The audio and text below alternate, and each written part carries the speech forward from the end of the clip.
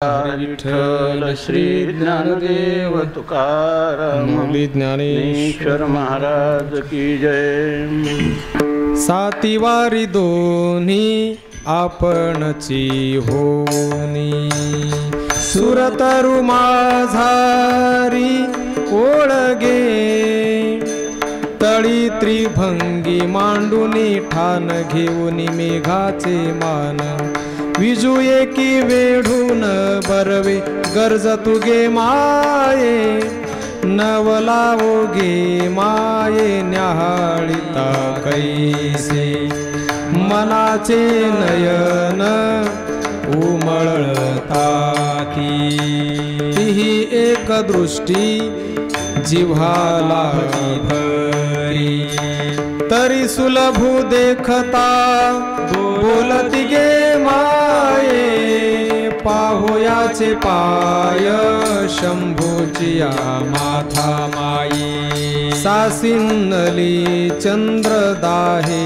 गंगेते, तेथ असुराची शिरे येथ सगळ शरीरे, तोडराचे निबडिवारे गरज तुगे माये, तेज सावळे रूप लाधले परिमळे, अनंगाचे निसळे कासे कसियेला, तो पालव पांढर गळे हो तुका जगाचे डोळे, दुर्वनिया सुनिळे रोविले गे माये, उपनिषदाचा गाभा माझी सौंदर्याची शोभा, मांडिला दो खांबा तैसा दिसे देखा, वेगळा लिया कुंभस्थळा परी हातू सरळा,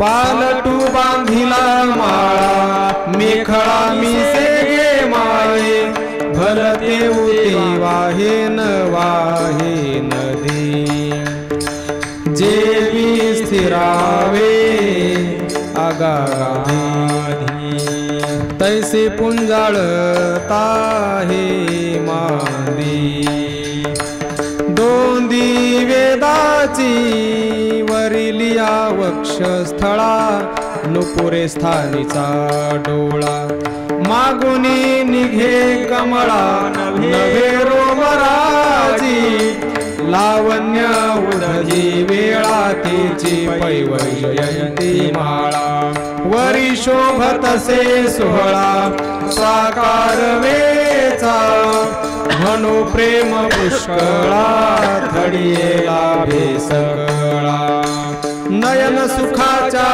सुखाळा जग मिळवी तुगे माये, होती तारांगणे पुंजू माझी आचळ सुरी, आला वक्षस्थळा उजू कैसा दिसे देखा, जेवणेनी अंगे उभवुनी श्री करायोगे, योगनादा तटी रंगे नभुदुमदुमितो माये, इंद्रधनुष काढिले तयातळी बहुडले, तेची कुरळी वेढिले समाधी सुख देखा, आधरिता गुणू श्रुती गर्भी समवर्णो, दोहीश्वरी गोडी वेणू जग निववितो माये, या वेधिता काही चंदुरे रूपाले हेची खरे, वरी दाविता हे माजिरे गोपवेशाचे, तमावरी हाती ये रे रवी कान काही रे, तैसा रखुमा देवी वरे विरे घेतले गे माये।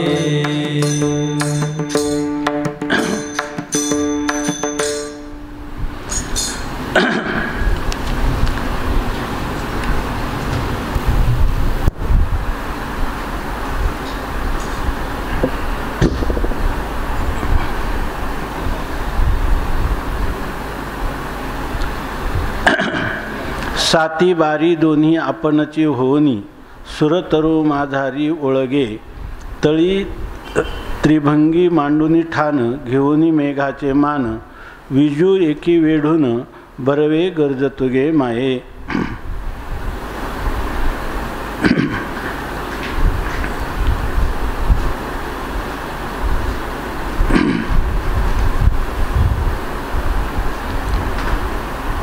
भगवान संत सम्राट ज्ञानोबारायांच्या आगाध कृपेने हिमालयाच्या कुशीतून ऋषिकेशच्या कैलासाश्रमातून निघालेली किंवा उगम पावलेली ही अष्टादशाची गंगा परमहंस परिव्राजकाचार्य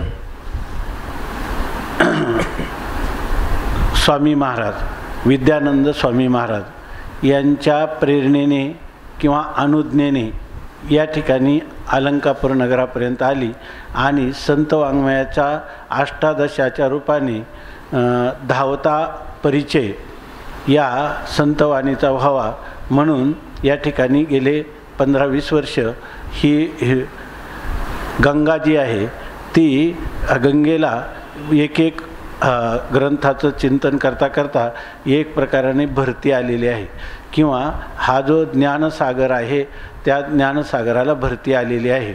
आणि अशा काळामध्ये आपण याचं जर वर्णन जगद्गुरु तुकोबारायांच्या भाषेत करायचं म्हटलं तर आपण एक ठराविक लोक समुदाय तो नेहमी ज्याला रसिक जनांचा समुदाय संत वाणीचं रसास्वादन करणारे माऊलींच्या ह्या अलंकापूर क्षेत्रामध्ये त्यांच्या छत्राखाली एकत्र येऊन आपण परस्परामध्ये चर्चारूपाने या सत्राचं आयोजन होत असतं.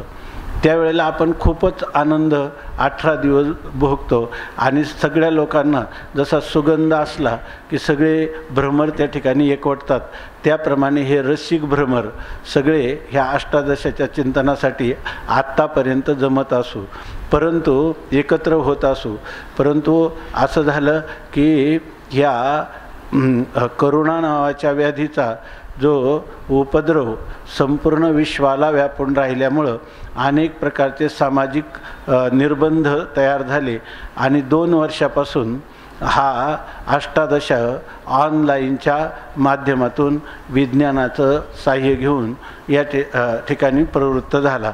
त्याच्या अगोदर नेहमी आपण म्हणायचो जेव्हा काही ठराविक लोक एकत्र येऊन अष्टादशाचं रसपान करीत होते त्यावेळेला जगद्गुरु तुकोबारायांचा अभंग नेहमी आठवायचा.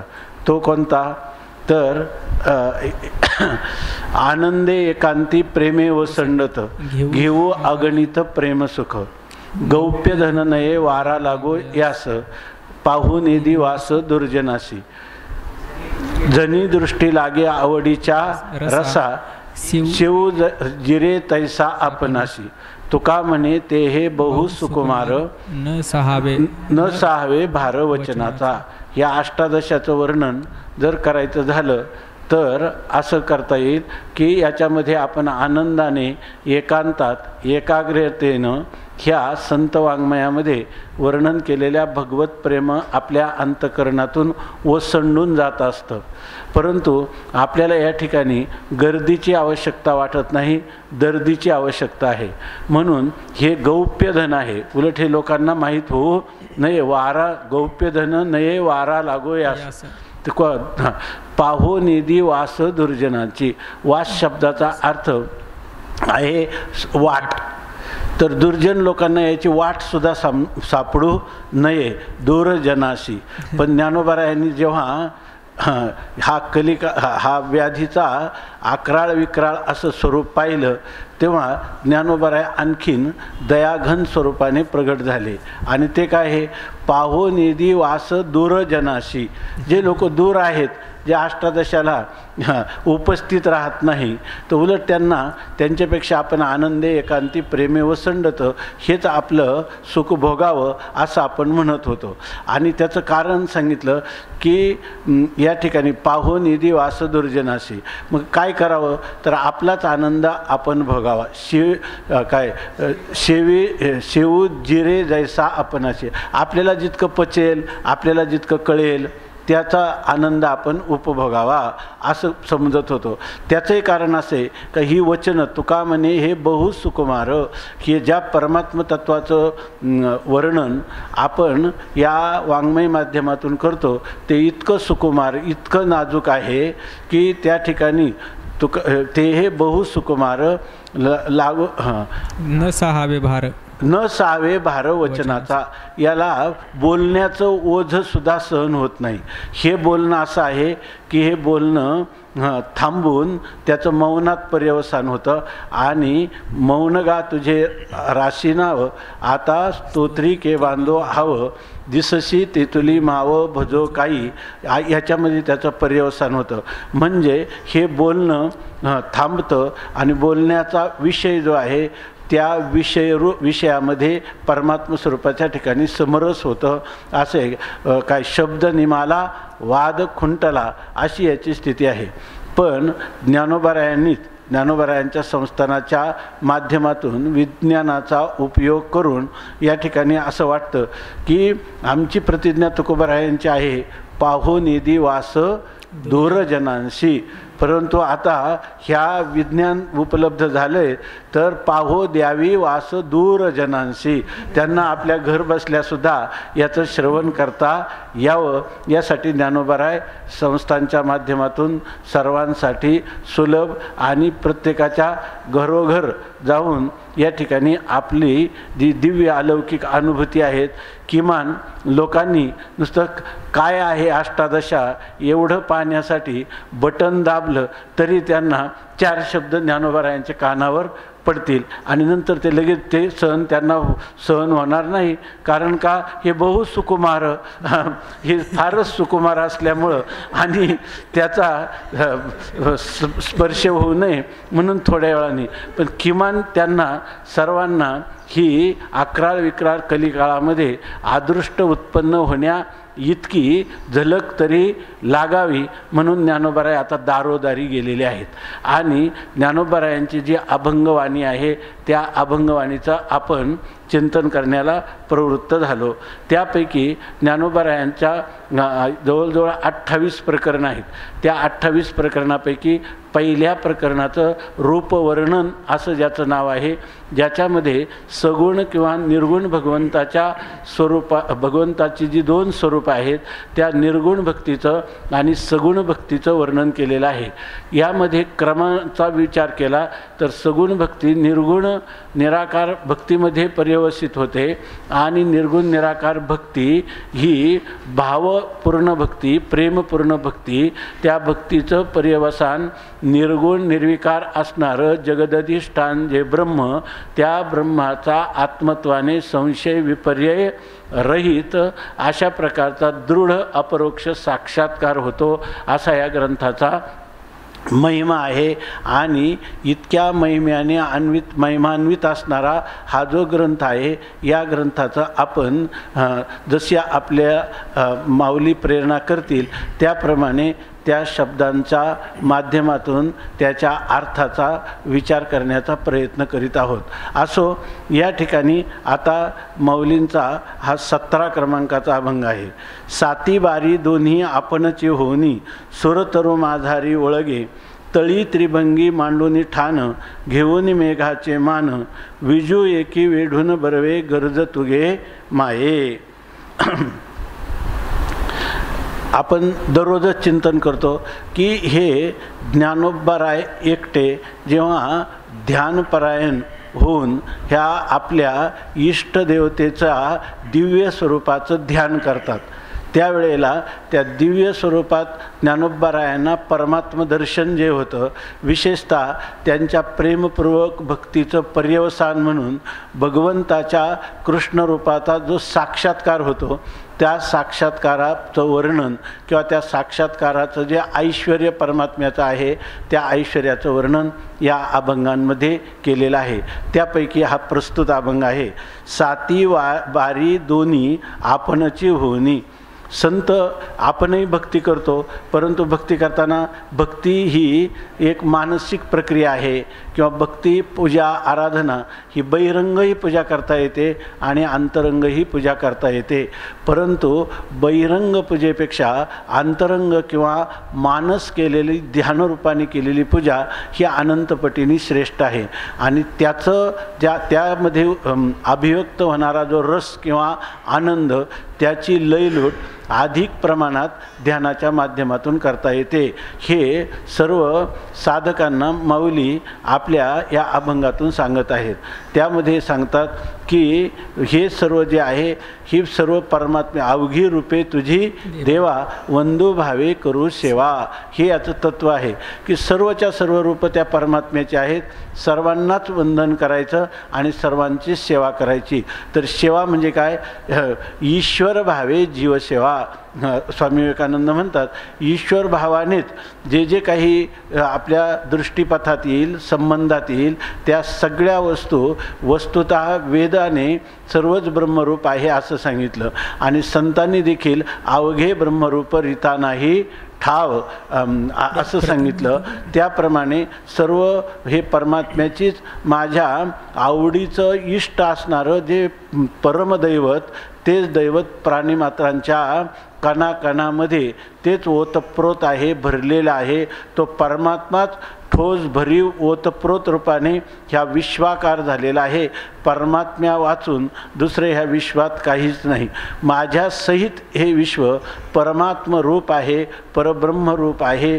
हीच धारणा जेव्हा जीवाची निश्चित होते तेव्हा त्याच्या जीवनातील परमार्थ प्रवासाची किंवा त्या परमार्थ पथिकाच्या या परमार्थ प्रवासाची परिसमाप्ती होते आणि हे सर्व लक्षात घेऊन आपल्या अधिकाराप्रमाणे आपण जिथं असू तिथं त्या आपल्या अधिकारानुरूप संतांनी प्रतिपादन केलेल्या साधनाचा अवलंब करून आपण आपल्या साध्यापर्यंत पोहोचणं प्राप्त होणं हे आवश्यक आहे। हीच गोष्ट ज्ञानोबाराय अभंगातल्या पदापदातून या ठिकाणी प्रत्येक चरणामधून प्रत्येक कडव्यामधून आपल्याला सांगत आहेत।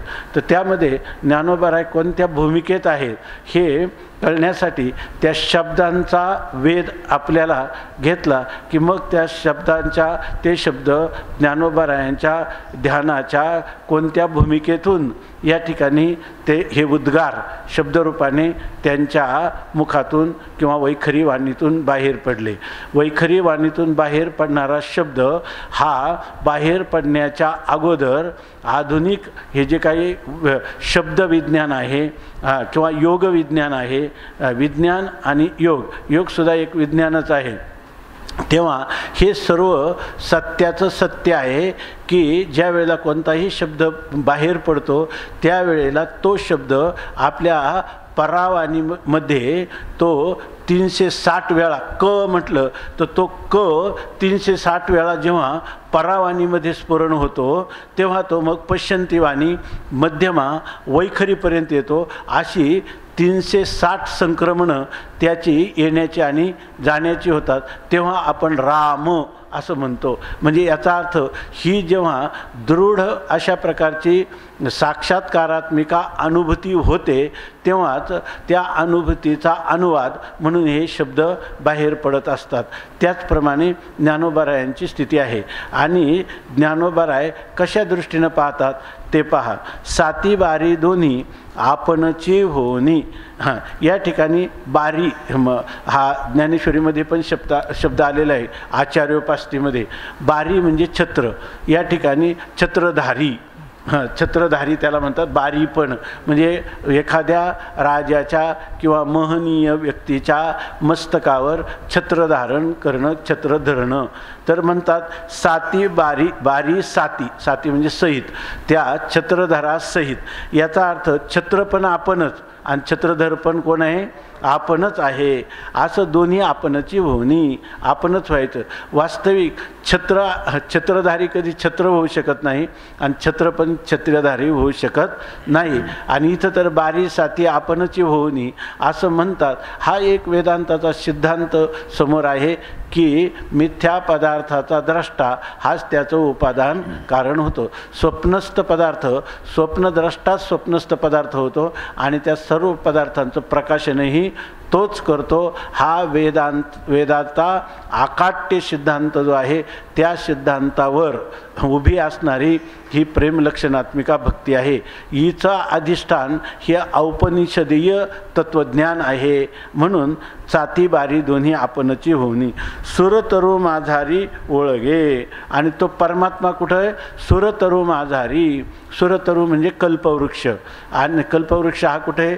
स्वर्गामध्ये. आणि त्या कल्पतरू माझारी त्याच्या खाली ओळगे प्राप्त होतो. आणि तळी त्रिभंगी मांडूनी ठाण घेऊनी मेघाचे मान. म्हणजे ध्यानच जर करायचं झालं तर ते ध्यान मनुष्याने असं दिव्य अलौकिक असं शास्त्राने प्रतिपादन केलेलं, महात्मा पुरुषांनी जे ध्यानसुख किंवा ज्या परमात्म्याचं ध्यानसुख भोगलेलं आहे त्या परमात्म्याचं अशा रीतीनं चिंतन करावं. एकदम लौकिक मानवी बुद्धीनं ते चिंतन करू नये. तर ध्यान ही अलौकिक किंवा दिव्य सुखाला प्राप्त करून देणारं साधन आहे.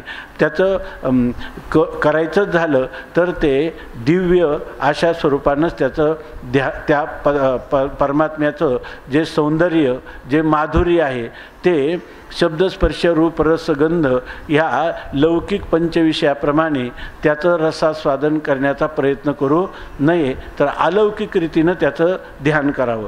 म्हणून म्हणतात साती बारीत आपणची होणी सुरतरू माझारी. वृक्षच घ्यायचा तर तो कोणता आहे? कल्पवृक्ष आहे. आणि त्या कल्पवृक्षाच्या मध्ये त्या ठिकाणी त्याच्या खाली त्याच्या छायेला. आता इथं सुरतरू कल्पवृक्ष तरी का म्हटलं? याचं कल्पतरू दे कल्पिले अर्थानं. कल्पतरू काय करतो? आपण जशी कल्पना करू तो विषय तो कल्पतरू देत असतो. तसा हा जे भक्त काम कल्पद्रुम असं भगवंताला म्हटलेलं आहे. तर या ठिकाणी जे भगवत भक्त आहेत आणि त्यांनी त्या परमात्म्याच्या प्राप्तीमध्ये परमात्म्याच्या स्वरूपाची जी कल्पना केली, ये यथा माम प्रपद्यन्ते तांस तथैव भजाम्यहम. तो जशी इच्छा, तुका म्हणे आम्ही जे इच्छा करू ते कल्पतरू पुरविता. या न्यायाने कल्पद्रुमाखाली सर्वांना अत्यंत भावणारी, सर्वांचं जे इप्सित आहे, जे इच्छेचं माध्यम आहे, इच्छेच्या माध्यमातून ज्याच्या प्राप्ती त्यांना करावी असं वाटतं असं स्थान कोण आहे? तर तो परमात्मा. आणि तो परमात्मा कसा पाहिजे? त्रिभंगी, दिडक्या पावलाने, ठाण मांडूनी अशा प्रकारची शरीराची ठेवण ठेवून आणि मेघाचे मान घेऊनी. आणि मेघाचं मान म्हणजे समानता. मेघाच्या समान, मेघ जसा घनश्याम आहे त्याप्रमाणे मेघाच्या समान म्हणजे काय? मेघ जसा सावळ्या वर्णाचा, नीलवर्णाचा आहे तसं नीलरूप त्या ठिकाणी सावळं रूप धारण करून अशा परमात्मा त्या ठिकाणी त्रिभंगी मांडूनी ठाण घेऊनी मेघाचे मान. किंवा मेघ जसा जलाने भरून आला की त्या ठिकाणी तो खाली वर्षाव करतो. मेघ जो आहे, मेघवृष्टीने करावा उपदेश असं जसं सांगितलं तसंच या ठिकाणी भक्तजनांवर करुणेने जेव्हा हा परमात्मा काय करतो? आपल्या अनुकंपेचा, दयेचा वर्षाव करतो. म्हणून म्हणतात मेघाचे मान.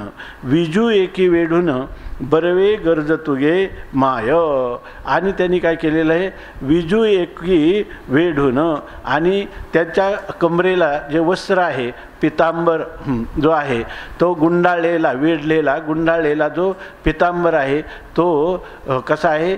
झळझळीत सोनसळा अशा प्रकारचा, ज्याच्यावर एक निळी रेषा आकाशाचं चिन्ह म्हणून त्या उमटलेले आहे, तो आहे पितवर्णाचा, पितांबर असं ज्याला म्हणतात.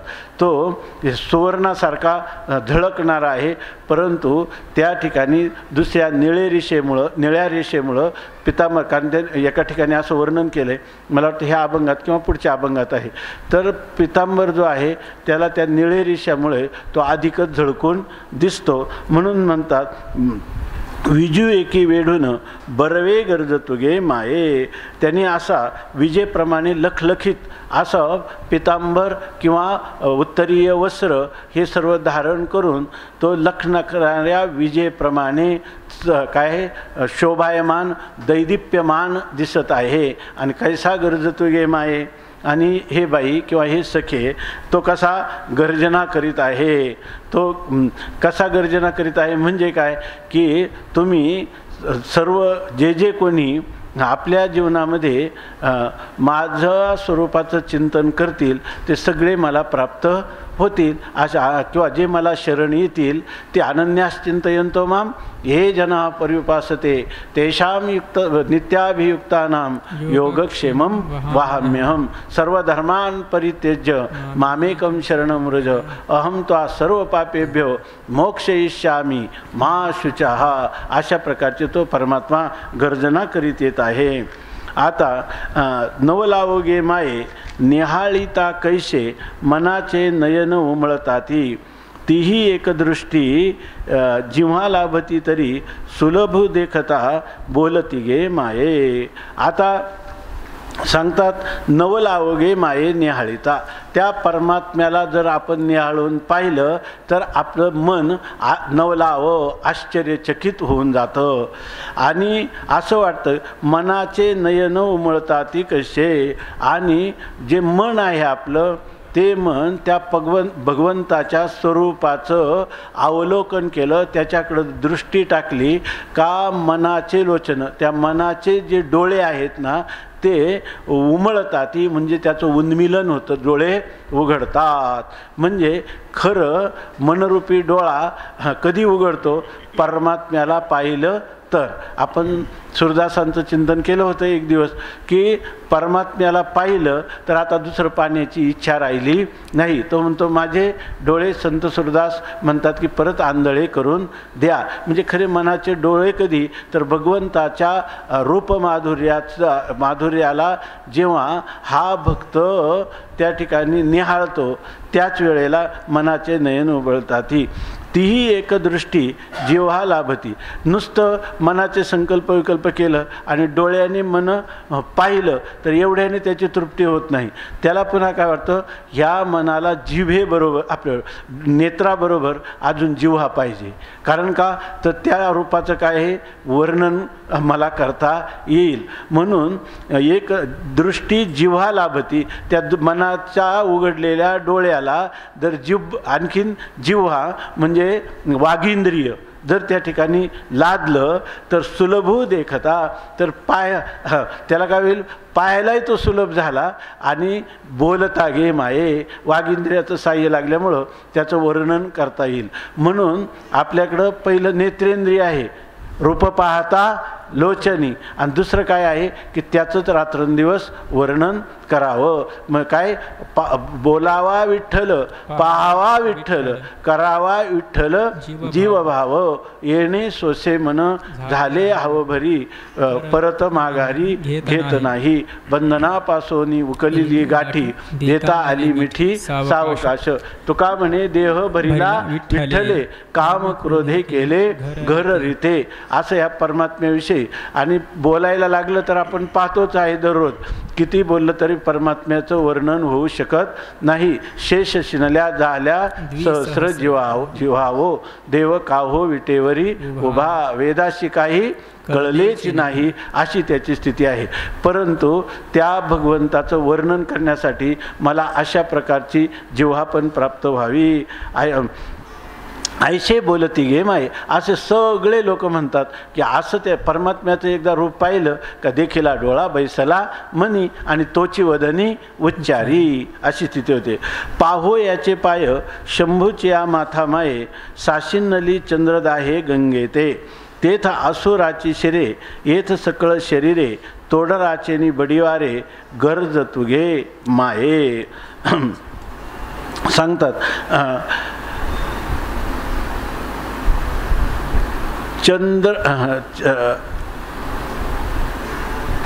पाहो याचे पाय शंभूचिया माथा माये.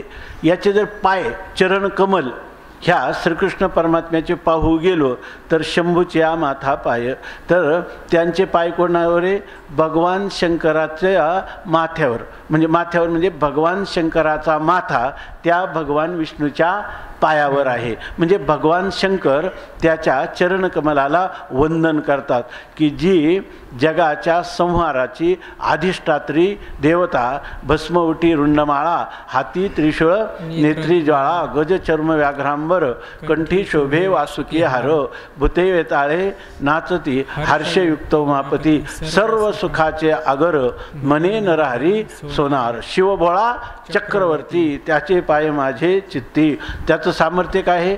वाचे वदता शिवनाम तयान बाधी क्रोध काम, धर्म अर्थ काम मोक्ष शिवा देखता प्रत्यक्ष, एका जनार्दनी शिव निवारी कळी काळाचा भेव. अशा प्रकारचा जो भगवान शंकर आहे तो भगवान शंकर त्याचं जे जीवनचरित्र आपण पाहिलं तर त्याचं मस्तक कुठं आहे? ज्याच्या पायावर आहे. साशिनली चंद्रदाहे गंगे ते, आणि दाहे चंद्र गंगे ते साशिनली. आणि त्या परमात्मा जो आहे त्या परमात्म्याचं मस्तक तिथं काय आहे?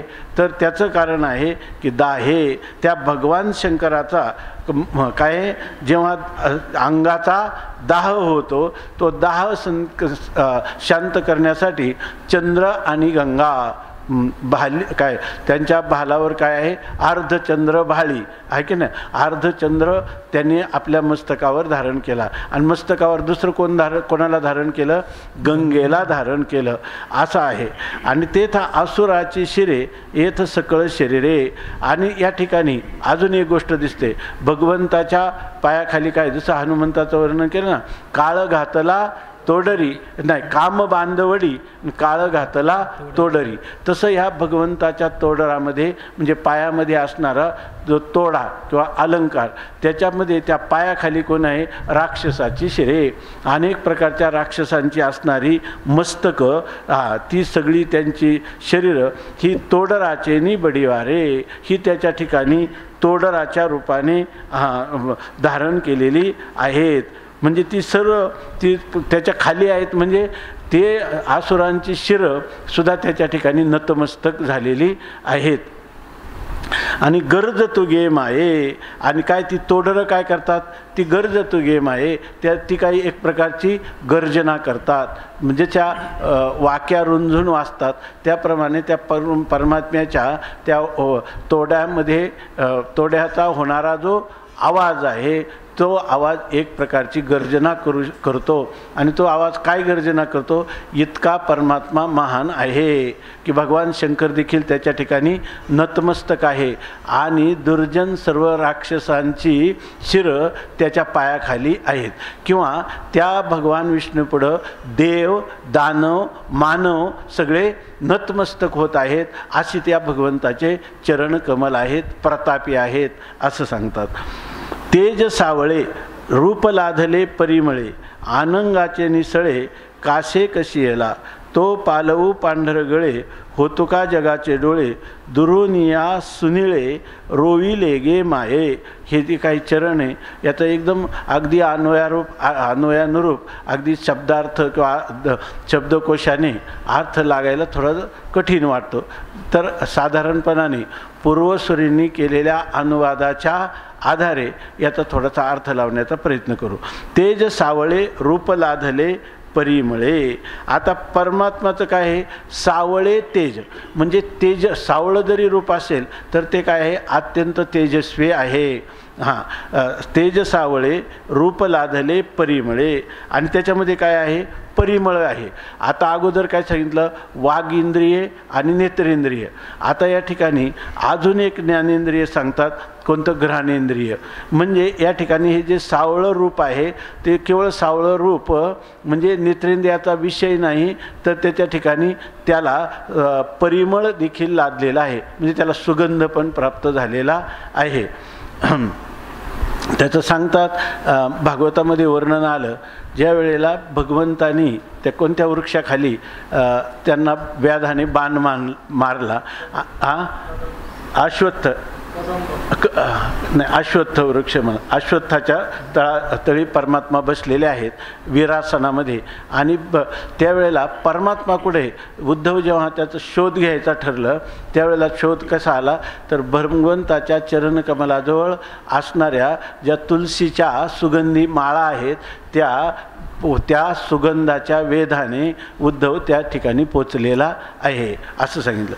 तेज सावळे रूप लाधले परिमळे, आनंगाचे निसळे काशे कशियेला.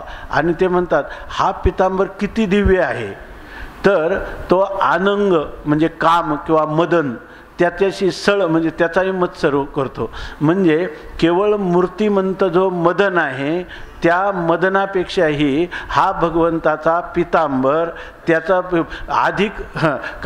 अधिक सौंदर्यवान आहे आणि मनोहर आकर्षक आहे. म्हणून मागे गेलेल्या एका अभंगात म्हटलं की त्या ठिकाणी गोपींच्या भगवंताचा पितांबर आणि त्याची कमरेचं मान आणि त्याने गुंडाळलेला पितांबर हे पाहून गोपींच्या ठिकाणी गुप्त काम आहे असं वर्णन केलेलं. गुप्त काम त्यांच्या ठिकाणी गूढ काम उत्पन्न होतो असं वर्णन केलं. म्हणून म्हणतात की तो आनंगाचा म्हणजे मदनाचाही जणू काही सळ करतो, त्याची स्पर्धा करतो, त्याचा मत्सर करतो, त्याच्याशी स्पर्धा करतो. तो पालवू पांढरगळे होतो का जगाचे डोळे. आणि तो पालव या ठिकाणी अशा प्रकारचा पालव म्हणजे पदर त्या पितांबराचा आहे. तो पांढरगळे म्हणजे ह्या मदनाची असणारी शोभा, हा बहुतेक वाक्प्रचार आहे. त्याचं पांढरं गळे म्हणजे त्याची शोभा नाहीशी करतो. म्हणजे मदनाच्या सौंदर्याला देखील भगवंताचा हा पितांबर काय करतो, लाजवतो. अशा प्रकारचे आहे. होतो का जगाचे डोळे, त्याच्या ठिकाणी जगाचे डोळे होतो का, सगळ्या जगाचे डोळे त्या परमात्म्याच्या पितांबराकडे राहतात. म्हणून आपण बरेचसे अभंग संतांचे पाहिले तर त्याच्यामध्ये पितांबराचं वर्णन केलेलं आहे. त्या ठिकाणी काय पितांबर काय पिवळा पितांबर कैसा गगनी झळकला, गरुडावरी बैसोनी माझा कैवारी आला. अशा प्रकारचं. किंवा आपण म्हणतो रूप मनोहर सावळे सुंदर रूप मनोहर हृदय राहो निरंतर हृदयी माझ्या. पण ते कसं असलं पाहिजे तर पितांबरच आहे. भगवंताचं कृष्ण परमात्म्याचं वर्णन करताना बिभ्रद्वासा कनक कपिशम काय वैजयंती च मालाम रंध्रान्वेनो रधर सुदय रंध्रान्वेनो रधर पूरयन गोपवृंदैहि वृंदारण्यम सपदरमणम प्राविशद गीतकीर्ती. तो कनक कपिशम असं जे म्हटलेलं आहे. आणि जो बिभ्रद वाससा जे वस्त्र आहे ते कोण आहे, पितांबर आहे. दुरुनिया सुनिळे रोविले गे माये. आणि दुरून जर ते पाहिलं तर ते काय रूप आहे, सुनिळ म्हणजे अत्यंत सम्यक अशा प्रकारच्या नीलवर्णाचं साधू सौंदर्यपूर्ण असं जे ते भगवंताचं स्वरूप आहे ते रोविले गे माये. ते श्यामवर्णाचं रूप जणू काही तिथं रोवून ठेवलेलं आहे. म्हणजे एका जागेवर अशा प्रकारचा परमात्मा आहे. कोणता की देवडा चरणी वाजवितो वेणू गोपिका रमणू स्वामी माझा देखील लागे माये यमुनेच्या तीरी हात खांद्यावरी राधिकेच्या. माणसं जर तसं पाहिलं तर सगळी माणसाचं जीवन आहे ना बरंचसं जेवढं कृतीमध्ये जातं ना त्याच्यापेक्षा ध्यानामध्ये जास्त जीवन जातं.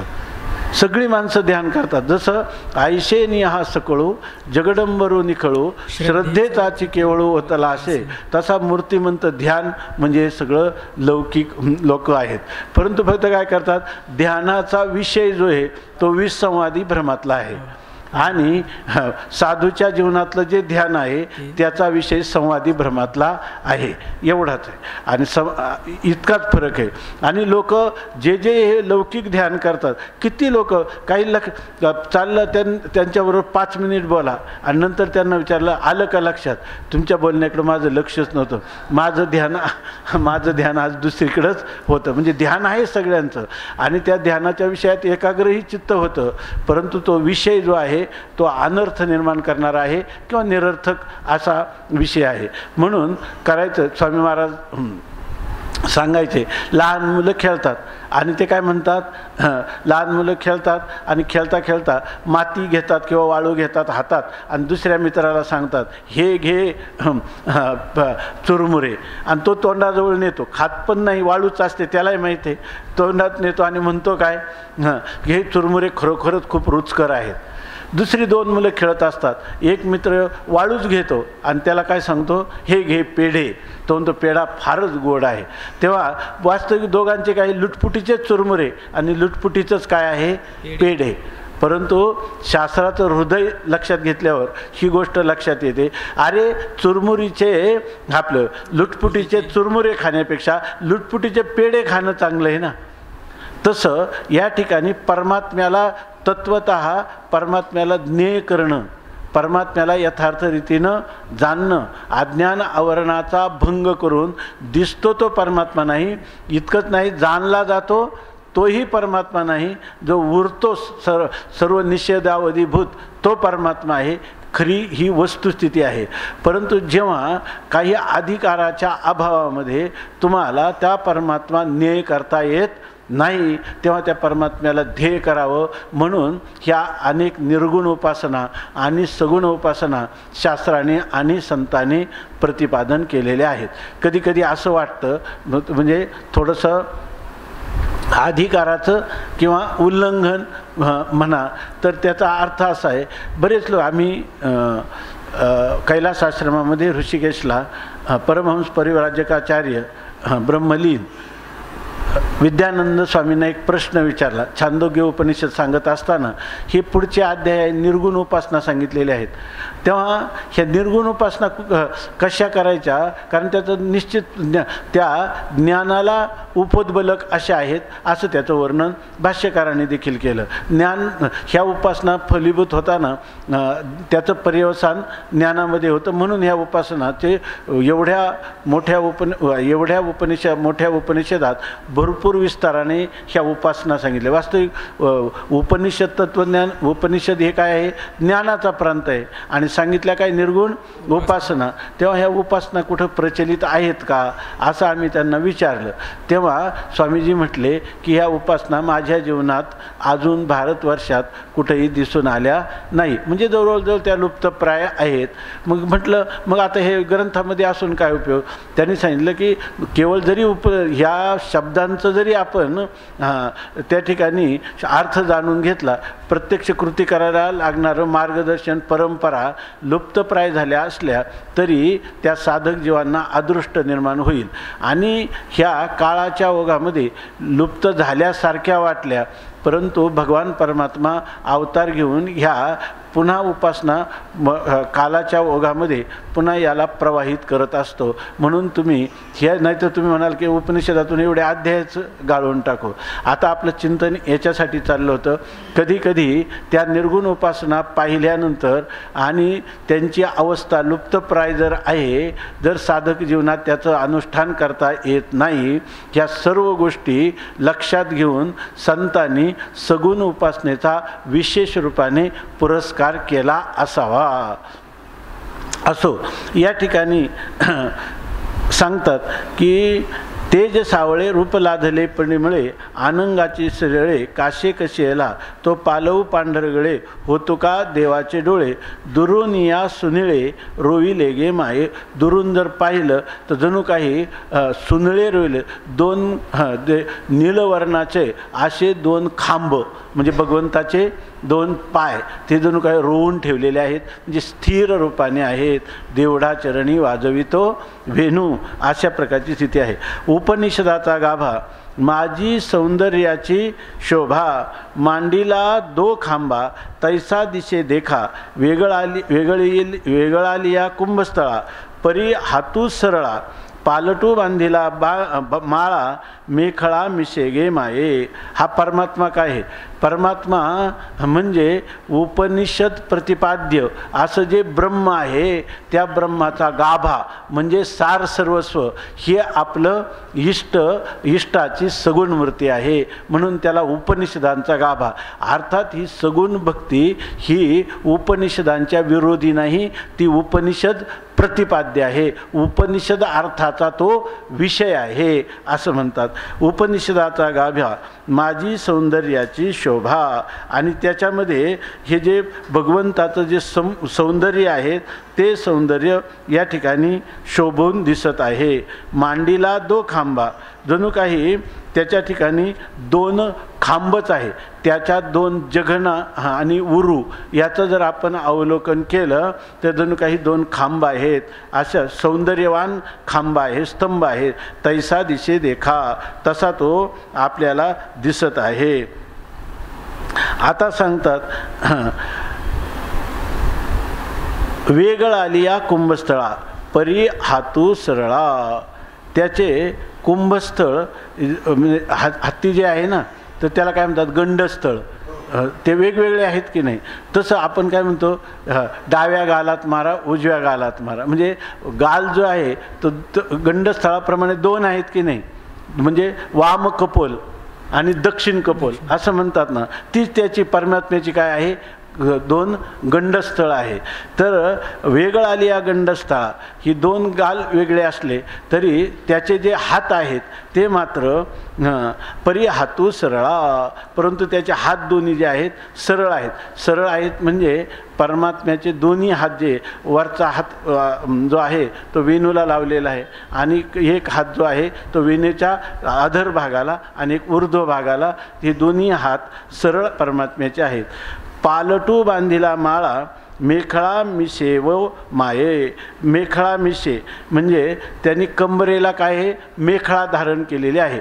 उत्तरीय वस्त्र कंबरेला गुंडाळलेलं आहे म्हणजे उत्तरीय वस्त्राचाच कंबर पट्टा झालेला आहे. पण त्या वस्त्रामध्ये मध्यभागी असणारा कालच पाहिलेला रत्न किंवा मणी हा अत्यंत शोभायमान आहे आणि त्यामुळं त्याच्या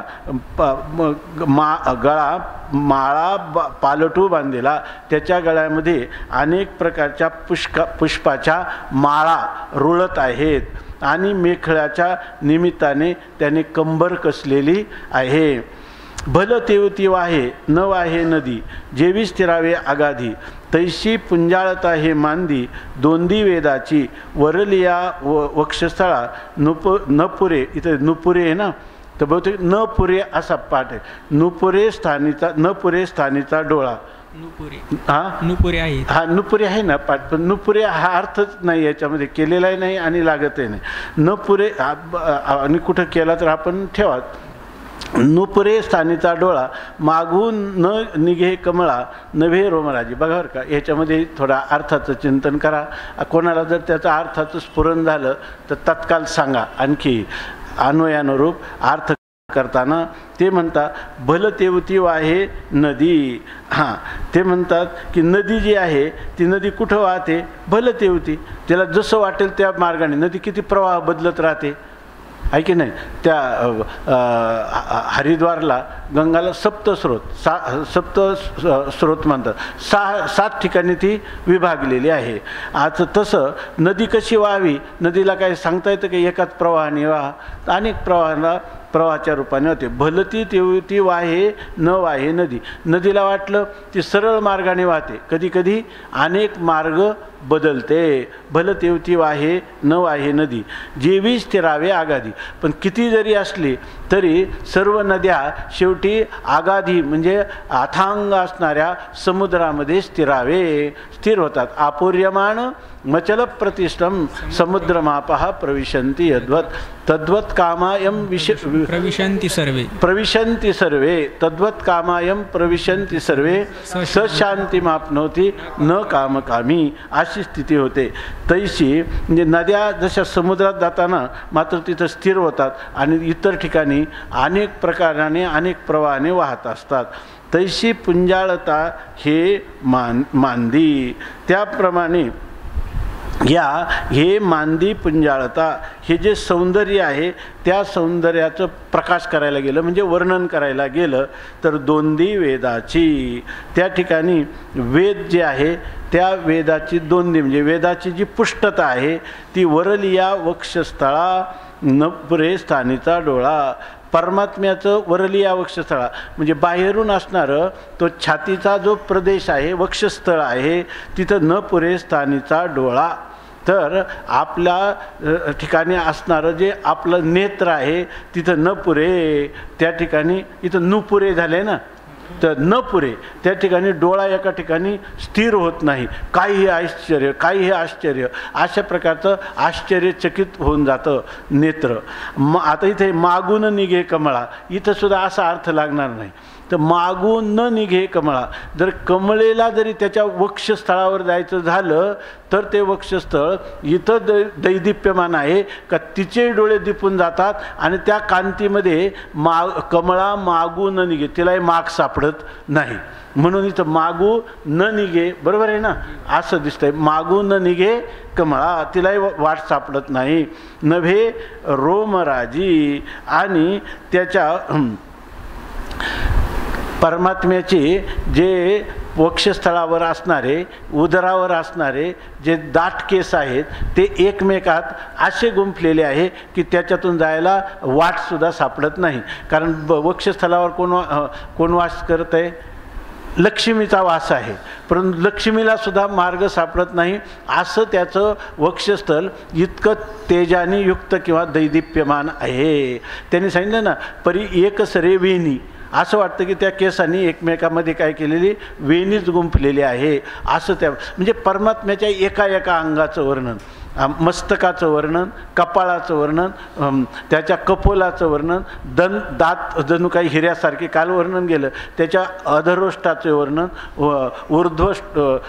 ऊर्ध्वष्टाचं म्हणजे वरच्या ओठाचं वर्णन, असं करीत हनुवटीचं वर्णन, काय कंबूकंठ ज्याला म्हणतात, शंखासारखा कंठ, अशा एक प्रत्येक परमात्म्याच्या अवयवाचं चिंतन करावं असं भागवतामध्ये वारंवार ह्या ध्यानाचं वर्णन केलेलं आहे.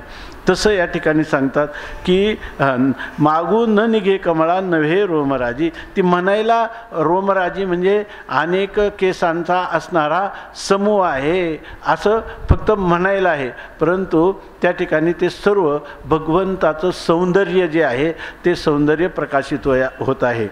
लावण्य उदधी वेळा ते चिपई वैजयंती माळा, वरी शोभतसे सोहळा साकारवेचा म्हणो प्रेम पुष्कळा, थडिये लाभे सकळा नयन सुखाच्या सुकाळा, जग मेळवितुगे माये.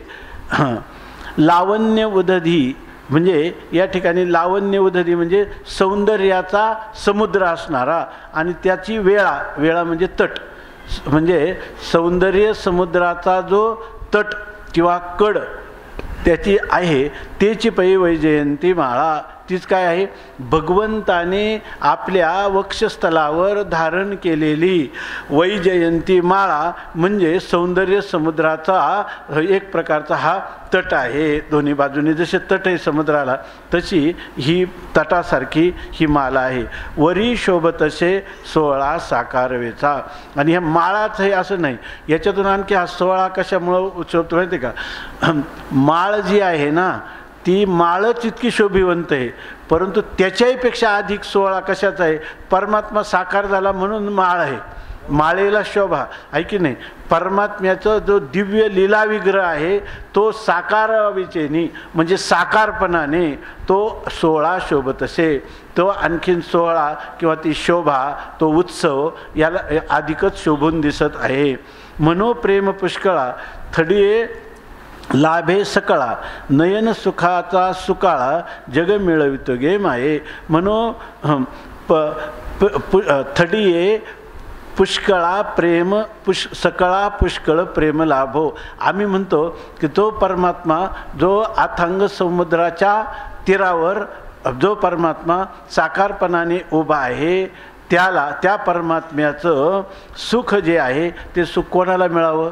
सकळा जना, सगळ्या लोकांना ह्या सुखाची प्राप्ती व्हावी. कारण तो परमात्मा सर्वांसाठी वाट पाहत आहे की अभंग वाट पाहे उभा भेटीची आवडी आणि कृपाळू तातडी उताविळ अशा प्रकारचा तो परमात्मा आहे. तो म्हणतो पुष्कळा थडिये सकळा लाभे सकळा थडिये सकळा पुष्कळा लाभे. असं त्या परमात्म्यालाच वाटतं की आपला लाभ सर्वांना व्हावा. नयन सुखाच्या सुकाळा आणि नयन सुख म्हणजे डोळ्याला नयन सुखाचा सुकाळ होणं म्हणजे डोळ्याचे पारणं फिटणं. सगळ्या लोकांना त्या परमात्म्याचं दर्शन व्हावं. सगळं जग परमात्मा नयन सुखाच्या सुखाळा मिळवितो आणि सगळ्यांना ह्या डोळ्याचं सुख म्हणजे परमात्मा दर्शन सर्वांना व्हावं अशासाठी तो सगळं जग जे आहे ते मिळवितो, आकर्षित करीत आहे. भोवते तारांगणे पुंजू माझी अचळ सुरिजू आला वक्षस्थळा उजू कैसा दिशे देखा जेवनेनी अंगे उभवनी श्रीकरा योगे योगनाथा तटी रंगे नभू दुमदुमितवो माये. त्या परमात्म्याचं काय आहे? त्याचं वेणूसुद्धा काय आहे? मधुरच आहे. वेणुर्मधुरम रेणुर्मधुरम मधुराधिपते रखिलम मधुरम. हे वेणुवादनाचाही नाद असाच आहे. आणि भगवान जेव्हा बोलतो तेव्हा वचनम मधुरम वमितम मधुरम. भगवंताने लिलेने काही बोलला तरी सुद्धा त्याच्यामध्ये काही माधुर्यच प्रगट होतं. कारण भगवंताची प्रत्येक कृती प्रत्येक उक्ती हे सर्वच्या सर्व काय आहे? केवळ मधुरच आहे. अंतकरणात आल्हाद उत्पन्न करणाऱ्या आनंदाचा सुकाळ करणाऱ्या अशा भगवंताची प्रत्येक कृती आहे.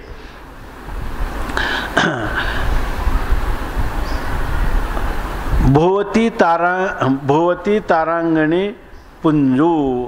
आता जर पाहिलं तर या ठिकाणी परमात्म्याच्या भोवती काय आहे? तारांगणं. आणि तारांगणामध्ये माझी अचळ सुरिजू सगळी आकाशगंगा आहे. आणि आकाशगंगेमध्ये काय आहे? तारांगणे पुंजू. त्या ठिकाणी तारांगणाचा अनेक तारांचा ग्रह नक्षत्र तारा यांचा समूह आहे. पण माझी अचळ सुरिजू, पण त्याच्यामध्ये अचळ स्थिर रूपाने सुरिजू म्हणजे कोण? चंद्र आहे. रात्रीच्या वेळेस चंद्र आहे. आला वक्षस्थळा उजू कैसा दिशे देखा. त्याचप्रमाणे या ठिकाणी भगवंताचं काय? वक्षस्थळ जे आहे त्या स्थळाची जी शोभा आहे ती जसं आकाशगंगेमध्ये अनेक ग्रह आणि तारे आहेत पण शोभतो कोण? त्याच्यामध्ये असणारा चंद्र उठून दिसतो. तसं भगवंताच्या विग्रहामध्ये असणारं जे वक्षस्थल आहे त्याची जरी इतर अंगा असली तरी चंद्र जसा उठून दिसतो त्याप्रमाणे भगवंताचं वक्षस्थल हे सर्वात अधिक मनोहर वाटतं. कैसा दिशे देखा जेवनेनी अंगे उभवनी श्रीकरा योगे. तो परमात्मा किती सुंदर दिसतो पहा. ते म्हणतात जेवनेनी अंगे. जेवनेनी अंग म्हणजे जेवायचा हात. जेवायचा हात म्हणजे कोणता? उजवा हात. उजवा हात. जेवनेनी अंगे उभवनी श्रीकरा योगे. आणि भगवंताचा जो उजवा हात आहे तो श्री म्हणजे ऐश्वर्याने संपन्न असणारा हात त्याच्या योगाने तो काय करतो, उभा करतो. म्हणजे उभा करतो म्हणजे परमात्म्याचा जो हात आहे त्या हातामध्ये तो वेणू धारण करतो. आणि योगनादा तटी रंगे, आणि जेव्हा तो वेणूनाद करायला लागतो तर त्या योगनादाच्या तटावर तो रंगून जातो. कारण तो नाद म्हणजे कोणता आहे, अनुहात ध्वनी नाद. अशा प्रकारचा तो अनुहाती गुंतला नेणे बाह्य रंग, वृत्ती येता मग बळ लागे. अनुहात ध्वनी नाद तो पावला परमपद, उन्मनी तुर्या विनोदे छंदे छंदे डुल्ल तसे. हा वेणुनाद म्हणजे काय आहे तर योगनाद आहे. आणि त्या योगनाद म्हणजे अनुहातनाद, आणि त्याच्या तटावरच तो काय होतो, रंगून जातो. आणि नभू दुमदुमितो माहे, आणि हे जे सर्व आकाश आहे ते आकाश तो दुमदुमून टाकतो. काय भुलविले वेणुनादे, वेणू वाजविला गोविंदे. पांगुळले यमुना जळ, पक्षी राहिले निश्चळ. तृणचरे लुब्ध झाली, तृणचरे लुब्ध झाली. पुच्छ वाहून या ठेली, पुच्छ वाहून या ठेली. नाद न समाये, न समाये मेदिनी. त्रिभुवनी, नाद न समाये भुवनी. त्रिभुवनी, नाद न समाये त्रिभुवनी. एका भुलला जनार्दनी. वृंदावनी वेणू कवनाचा वाये माझे. मुख पुच्छ पसरुनी मयूर विदाजे. मज पाहता भासती यादवराजे. अशा प्रकारचं हे वेणुनाद आहे. म्हणून म्हणतात वृंदावनी वेणू कवनाचा माये वाजे. असा तो वेणू ऐकला की सर्व लोकांचं अंतःकरण, त्यांनी सांगितलं वेणुनाद जेव्हा गोपींच्या कानावर आला त्यावेळेला त्यांचे प्राण मन इंद्रिय बुद्धी सगळ्या परमात्म्याला अनुसरले. मुरली नोहे केवळ बाण, मुरली नोहे केवळ बाण. तिने हरिला माझा प्राण. संसार केला दाना दिन. येऊनी हृदयी संचरली. कैशी आहारे सावळ्या कैशी वाजविली मुरली. असं त्याचं वर्णन करतात. उभवनी योगनादा तटी नभू दुमदुमित माये. आपण जर शांत मनाने अशा प्रकारचं चिंतन केलं तर त्याच्यामध्ये होणारा अभिव्यक्त हा वैषयिक जे सुख आहे त्याच्यापेक्षा किती अनंतपटीनं असेल, आहे की नाही. आणि जरी आपल्याला थोडं वेदांताचं चिंतन करतो आपण, हे केलेल्या भावनाच आहे, जोपर्यंत ध्यान करू तोपर्यंतच राहणार आहे, आहे की नाही. त्यासाठी बुद्धी निश्चय आत्मज्ञान असंच केलं पाहिजे असं आपल्याला वाटतं. वास्तविक आहे ध्यान करण्याची योग्यता आपल्याला नाही, म्हणून शब्दजालम महारण्यम चित्तभ्रमण कारकम म्हणून आपल्याला असं वाटत असतं. खरी वस्तुस्थिती अशी आहे. असो इंद्रधनुष्य काढिले तया तळी बोडले. तेची कुरळी वेढिले समाधी सुख देखा. आधरीचा गुणू श्रुतिगर्भी समवर्णू. दोही स्वरी गोडी वेणू जग निववितोगे माये. आता सांगतात इंद्रधनुष्या काढिले. बघा परमात्म्याचं वर्णन करत असताना असं सांगतात की हा जो परमात्मा आहे तो परमात्मा हेच प्रमाणे बरोबर आहे ना. हे इंद्रधनुष्य काढिले. इंद्रधनुष्याचे जे रंग आहेत ना त्या इंद्रधनुष्याचे रंग बाजूला केले. आणि तया तळी बहुडले. या ठिकाणी इंद्रधनुष्याचा रंग काढला. आणि तयातळी म्हणजे त्याचे जो वक्षस्थळावर असणारी जी रोमराजी आहे, केशसमूह आहे, त्याच्या तळाला खाली तो बहुडला. त्याच्या खाली तो ठेवला. म्हणजे इंद्रधनुष्याचा रंग काढला, त्याने रंगवलं आणि केसाच्या खाली जे काही बहुडले ठेवलं त्याची कुरळी वेढिले. आणि ते म्हणजे खाली काय ठेवलं माहिती आहे का, त्या नादामुळं प्राप्त होणारं समाधी सुख हे त्या वक्षस्थलाच्या खाली ठेवलं. म्हणजे हे चिंतन हे ध्यान असं आहे की समाधीचे सुख सांडा वाळोनी. अशा प्रकारचं ह्या भगवत ध्यानाचं महात्म्य आहे. म्हणून म्हणतात तेची कुरळी वेढिले. ते समाधी सुख ह्या कुरळ्या केसाने काय केलं, आवृत्त करून टाकलं, वेढलं. समाधी सुख देखा. आणि हे जे समाधी सुख आहे त्या केसाच्या खाली ते राहिलं. आणि असं म्हणजे असं एक उपमा दिली जणू काय, म्हणजे याला म्हणतात उत्प्रेक्ष अलंकार. त्या उत्प्रेक्ष अलंकारामध्ये हे सांगितलं श्रुतिगर्भी समवर्णू. आता या ठिकाणी श्रुतिगर्भी म्हणजे हे जे वेणूचे ध्वनी ऐकू येतो ना, त्याच्यामध्ये समवर्णू जणू काही त्या वेदामध्ये सगळे वर्ण जे आहे ते समान वृत्तीनं आहेत. म्हणजे हे सगळे येवण रुलूर काय येवंग आय आऊज काय जे वर्ण असतील ते बरोबर ना, हे सगळे त्या वेणुनादाचा जो ध्वनी आहे त्याच्यामध्ये समान रूपाने राहतात. दोही स्वरी गोडी वेणू. आणि या ठिकाणी इथं काय म्हणतात, दोही स्वरी गोडी वेणू. वेणू जो आहे तर दोन्ही बाजूने तो वेणू वाजून, दोही स्वरी म्हणजे मला वाटतं कधी तो वेणू उजव्या हातात तर कधी डाव्या हातात धरून त्या वेणूचं वादन परमात्मा करतो. म्हणजे कधी अशा प्रकारे कधी अशा प्रकाराने तो वेणू दोन्ही हातात वेणू धारण करून तो, आता याचा अर्थ आणखी काय होऊ शकेल माहीत नाही, पण दोही स्वरी गोडी वेणू. पण कुणीकडून नाही केला तरी काय लागतो, तो गोडच लागतो. म्हणजे परमात्म्याने त्यांनी सांगितलं खडीसाखर, खडीसाखर कुणीकडून डाव्या बाजूने खाल्ली, खालून खाल्ली, वरून खाल्ली तरी ती काय लागते, गोडच लागते. तसं आदरी धरोनी वेणू वेणू वाजविला कोणी नेनू, कोणी नेनू. या ठिकाणी त्या परमात्म्याच्या आधारामध्ये तो ठेवताना आता सांगितलं जेवत्या अंगाने असला म्हणजे दक्षिण हातामध्ये असला काय आणि वाम हस्तामध्ये असला तरी त्याची गोडी मात्र समानच आहे. सर्व वर्णांना सारखा न्याय त्या वेणूने देऊन त्या वेणुध्वनीने सगळ्यांना सारखंच स्थान आपल्या वेणुनादामध्ये दिलेलं आहे. नादब्रह्मामध्ये सर्व वर्णांचा समान समावेश केलेला आहे. जग निववितो गे माये. आणि सगळ्या जगाला काय करतो, तो वेणुनाद भगवंताचा निववतो म्हणजे शांत करतो, स्तब्ध करतो, परमा शांती प्रदान करतो.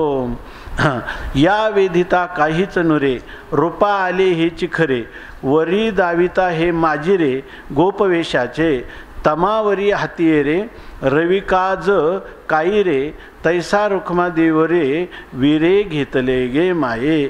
या वेदिता काहीच नुरे. जर ह्या परमात्म्याचा वेदिता, याचा वेद लागला, याचा छंद लागला, याचं व्यसन लागलं तर काहीच नुरे. आपल्या जीवनात दुसरं काही उरत नाही. म्हणजे ह्या परमात्म्याला पाहिलं का दुसरं काही पाहण्याचं राहत नाही. ह्या परमात्म्याचं कानाने गुण नाम रूप संकीर्तन केलं की आता कानाला काही ऐकण्याची, पुन्हा इंद्रियाला श्रवणेंद्रियाला काही श्रवण करावा असं वाटत नाही. त्याचं रसास्वादन ना काय, अमृतावनी गोड नाम तुझे देवा. ते अमृतमय नाम घेतलं का आता दुसरं बोलावं वाटत नाही. कारण एक विषय तो सकळांचा हरी आणि त्यांच्या आवडीने आवडी इतरी अशी स्थिती होऊन जाते. या वेदिता काहीच नुरे, रूपा आले हे चिखरे. आता परमात्मा जो आहे, परंतु तो परमात्मा असं जे स्वरूप आहे त्याचं तो वर्णन केले वेदामध्ये रसो वै सहा. तो रसरूप आहे. तो रसरूप आहे म्हणजे काय, ते ब्रह्मरसरूप आहे. ते रसरूप आहे म्हणजे कसं, केवल एकम एव अद्वितीय नित्य शुद्ध बुद्ध मुक्त स्वभाववान ते परमात्मा तत्व आहे, ते रसरूप आहे. तर इथं सांगतात या वेदीचा काहीच नुरे. मग आज तो परमात्मा जो कसा आहे, तो परमात्मा कधीच रूपाला म्हणजे आकाराला प्राप्त होत नाही. आणि आली आकारा अवघे नाशे. आणि असंग निर्विकार तत्व हे कधी सगुण साकार होणं शक्यच नाही. अशा प्रकारे आपल्याला शंका येते.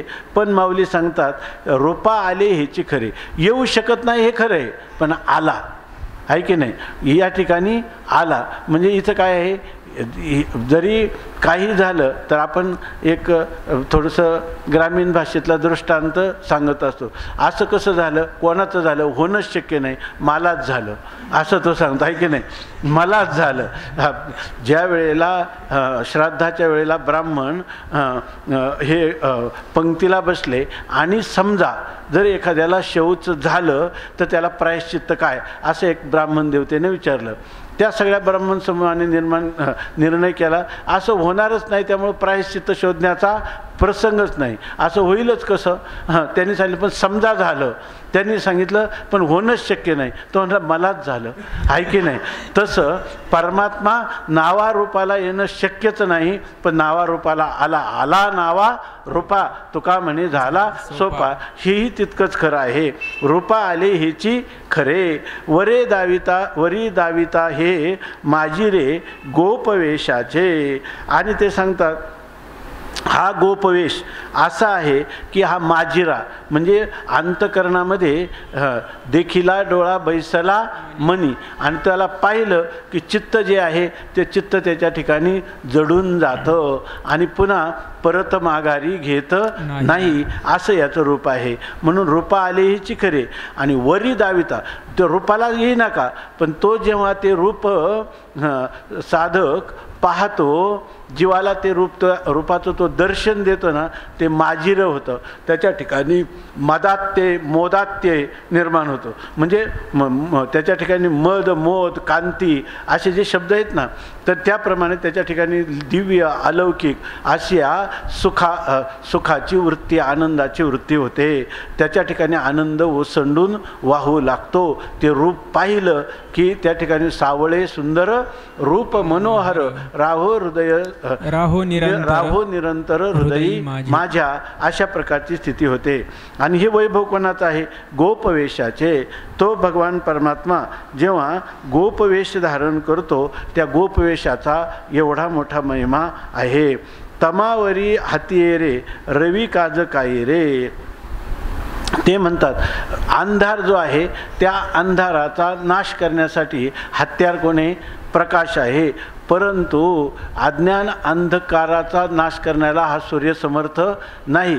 तेव्हा तमावरी हाती रे रवी काज काय रे. अरे इथे या सूर्याचं काय आहे? मग याचा अर्थ असा आहे की हा परमात्मा काय आहे? स्वयंप्रकाश स्वतः सिद्ध असणारा परमात्मा. त्याच्या सूर्याचं तेज त्याच्या पुढं काय आहे? याचा अर्थ काय? यदादित्यगतं तेजो जगत भासयते अखिलम यच्चंद्रमसी यच्चाग्नो तत्तेजो विद्धी मामकम. ते तेज माझं आहे. आता तुम्ही म्हणणार ते तेज म्हणजे कोणतं तेज आहे? मग तेजरूप असणारा, ज्ञानस्वरूप असणारा परमात्म्याचं तेज इथं सांगितलेलं आहे. आणि भगवान काय म्हणतात? तत्तेजो विद्धी मामकम. रामानुजाचार्य वगैरे वैष्णव भक्त याचा अर्थ करताना असं म्हणतात की तत्तेजो मामकम विद्धी. मामकम म्हणजे जे असंग निर्विकार आत्मतत्व, त्याला मामकम म्हणता येईल का? योगक्षेमम वाम्यहम.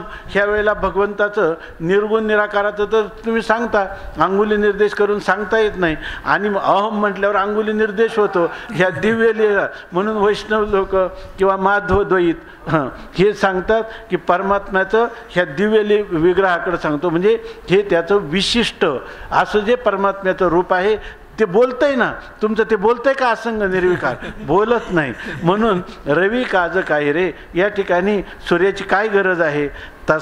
तैसा रुखुमा देवीवरे विरे घेतले गे माये. तसा त्या रुखुमा देवीवर विठ्ठलाने हा वेश धारण केलेला आहे. हा वेश म्हणजे कोणता? गोपी वेश, आपलं गोपवेश, गुराख्याचं रूप आहे की नाही? आणि त्या वेशाने तो परमात्मा विभुम वेणुनादम चरंतम दुरंतरम स्वयं लीलया गोपवेशम दधानम गवाम वृंदकानंदनम चारुहासम परब्रह्मलिंगम भजे पांडुरंग. पुढचा विचार उद्या करू. पुंडलीक वरदा हरी विठ्ठल श्री ज्ञानदेव तुकाराम ज्ञानेश्वर महाराज.